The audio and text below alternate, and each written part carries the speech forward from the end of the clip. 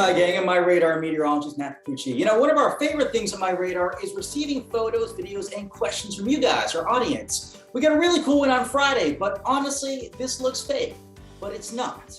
It shows what appears to be a triple rainbow, multiple faint arrays of color inside the main bow. Seems kind of trippy if you ask me, but it's actually something called a supernumerary bow.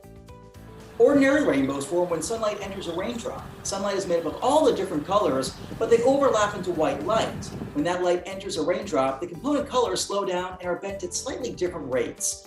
They're reflected once inside the raindrop, which further helps to split the colors. Then they bounce out and we see them 42 degrees out from the center.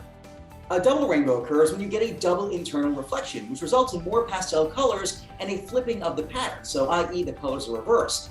Double rainbows form outside the primary arc. You can have rainbows at night too. They're called moonbows. You need a full moon or something pretty close to it. Triple and quadruple rainbows are a thing too. We call them tertiary and quadruplicary bows. The first photograph of a quadruplicary rainbow was taken in 2011. They're extremely faint, but the third and fourth order bows occur on the same side of the sky as the sun. Nowadays, there are even ways to sniff out a seventh order rainbow, so evidence of more intense rainbows. We've talked about this for a long time. Let's get back to the supernumerary bow though. What happened here is an interference pattern. We can blame the wave nature of light. You see, when light enters a raindrop, parallel rays take the same path into the raindrop but become slightly misaligned after they exit. Instead of recombining to produce one big band of light, they make a big band and then progressively dimmer bands that gradually fade away. Here's an example in a lawn sprinkler. Because this same effect occurs with every wavelength, every color gets its own band, so you get kind of repeating rainbows inside the primary arc. Raindrop size is also very important. Too many raindrop sizes and things get kind of messy, so you want rain of roughly uniform size. Big drops and everything squishes together.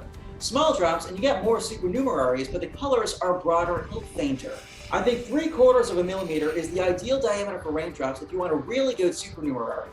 If droplets get too small, then, well, A, you're probably talking about fog and no longer rain, but B, things get so broad and faint that you can only see a ghostly white bow tinged with red on the outside and blue on the inside. We call this a fog bow. Here's a stunning example of one I captured in the Arctic Ocean back in 2018, way north of Alaska. The coolest part is that you see a faint upside down fog bow in the middle.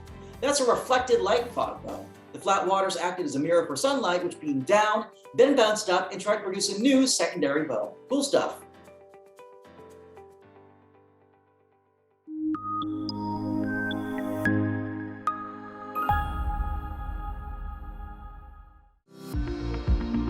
Follow MyRadar on social media: Facebook, Twitter, Instagram, and YouTube. Download MyRadar on iOS, Android, Amazon Alexa, Xbox, and Windows.